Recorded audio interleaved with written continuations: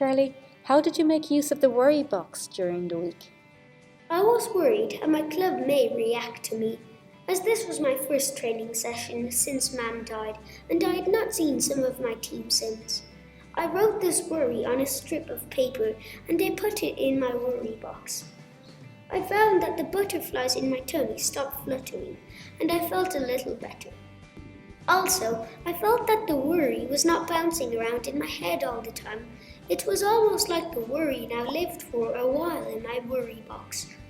My dad and I put worry time in my day to look in the worry box and talk about any worry that I had put in there.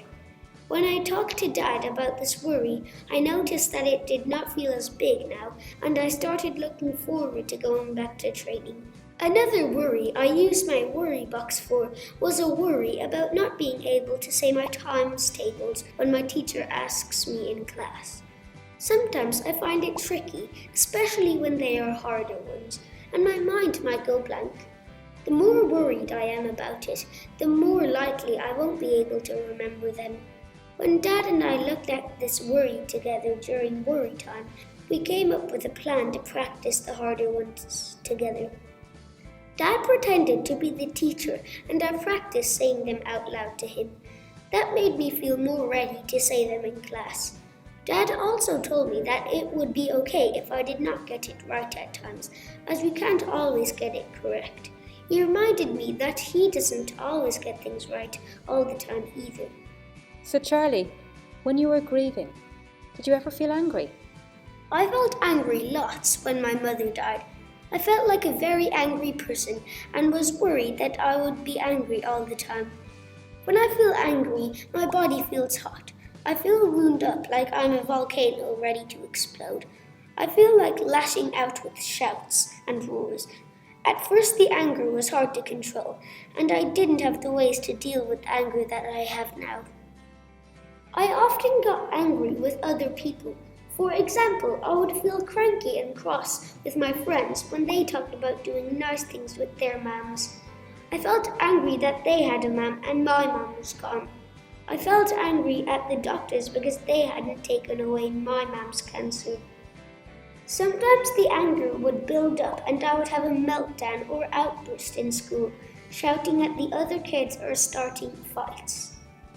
My teacher noticed these changes and they talked to me and my dad. I started to understand that I wasn't angry with other people. I was actually angry with the cancer for taking my mum away from me. I learned new ways to deal with feeling angry that were helpful. Now when I am feeling angry, I take some deep breaths, take a time out to be on my own, or talk to a special adult who helps me with the big feeling of anger. Are there other ways that anger can be expressed after grief? It's normal for everyone to feel anger after losing someone special. For me, I was cross with other people and expressed my anger outwardly, fighting and shouting and just feeling like I was going to burst. For some people though, their anger can be turned inward towards themselves. They may be angry with themselves for things they think they should or shouldn't have done. Sometimes anger turns inwards and leads to the feeling of worry and guilt. Sometimes people believe they've played a role in the death of their special person. This happened for my little sister Jane.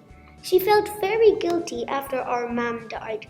She worried that it was something that she said that caused our mom to die from the cancer. She remembers one day telling her to go away.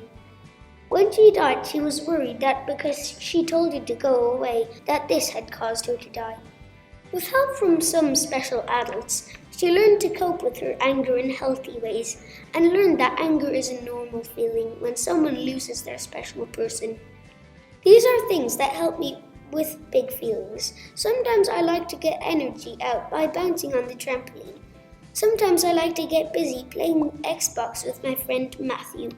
Other times I like cuddling up to Dad and reading with him.